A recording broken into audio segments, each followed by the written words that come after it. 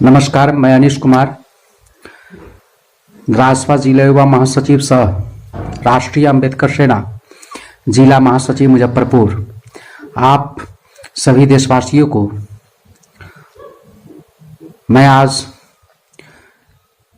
अंबेडकर जी के पुण्यतिथि पे एक क्रांतिकारी पैगाम देना चाहता हूँ। और पैगाम है कि आज हम सभी लोग जिस उल्लास के साथ में, जिस हर्ष के साथ में अंबेडकर जी के मूर्ति पे माल्यार्पण किए, मोमबत्ती अर्पण किए, अगरबत्ती जलाए, फूल चढ़ाए, मैं आपको कहता हूं कि यह सब करना जरूरी है, लेकिन इससे भी कहीं ज्यादा जरूरी है कि हम लोग अंबेडकर जी के विचारों से जुड़े और उनके विचारों को आगे बढ़ाए और जन जन तक पहुंचाए और अंबेडकर जी के सपनों का भारत बनाए।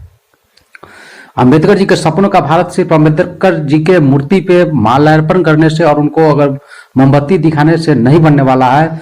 अंबेडकर जी के सपनों का भारत कैसे बन सकता है, मैं उस पर आपको बताना चाहता हूं और इसी को मैं एक क्रांतिकारी पैगाम आपके पास पहुंचाना चाहता हूं। यह पैगाम है कि जब तक हम लोग गांव में ऑर्केस्ट्रा का आयोजन के जगह पे कोई बाल्य संस्कृति कार्यक्रम का आयोजन न करे, ठीक उसी उल्लास के साथ में, जिस उल्लास के साथ हम लोग ऑर्केस्ट्रा का आयोजन करते हैं, उस उल्लास के साथ जिस दिन हम लोग बाल्य संस्कृति कार्यक्रम का आयोजन करना स्टार्ट कर देंगे, जिससे हमारे बच्चे की बौद्धिक चेतना तथा मानसिक विकास और बौद्धिक चेतना में वृद्धि होगी।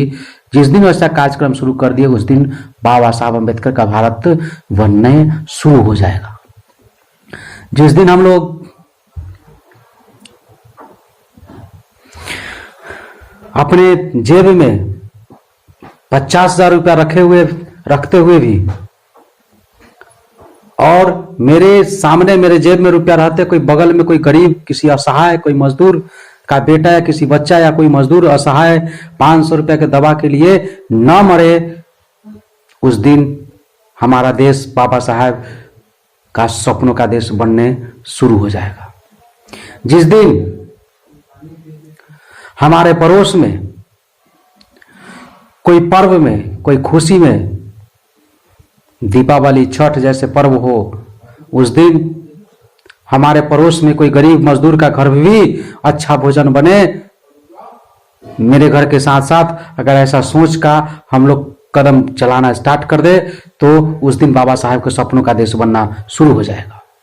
जिस दिन हम लोग प्रत्येक दिन का जो फालतू का शिखर, दारू, शराब, यह सब का खर्च करते हैं, वैसे पैसे को बचाकर और उस पैसे को किसी गरीब असहाय मजदूर मोहल्ले में बच्चे में शिक्षा का दीप जिस दिन जलाना शुरू हो जाएगी, उस दिन बाबा साहब का सपनों का देश बनना शुरू हो जाएगा।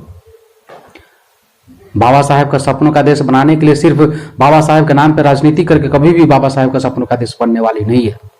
बाबा साहब का सपनों का देश बनाने के लिए कभी भी सिर्फ और सिर्फ बाबा साहब के मूर्तियों पर माल्यार्पण करने से कभी भी उनके सपनों का देश बनने वाला नहीं है। यह जरूरी है उन महापुरुष को याद करने के लिए, और इसीलिए हर साल सिर्फ उनकी विचारों को याद कम से कम करे।